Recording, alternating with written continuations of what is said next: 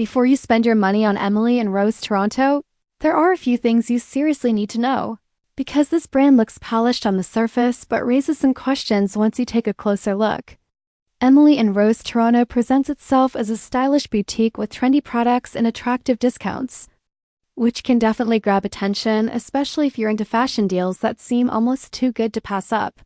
However, when you analyze it properly, the picture becomes more mixed. The website itself looks clean and professional, but that alone doesn't confirm legitimacy. One noticeable issue is the lack of strong brand transparency. There isn't much detailed information about the company's background, ownership, or physical presence in Toronto, which is something you typically expect from a genuine local boutique. Customer feedback online is also divided.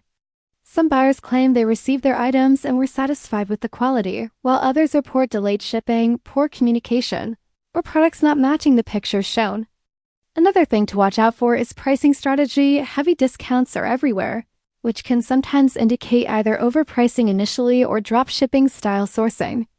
That doesn't automatically mean it's a scam, but it does mean you should be cautious.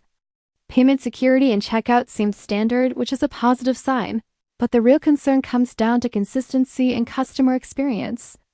So overall, Emily and Rose Toronto doesn't clearly fall into a full scam category, but it's also not strongly proven as a highly reliable brand either. If you're considering ordering, it's smarter to start small.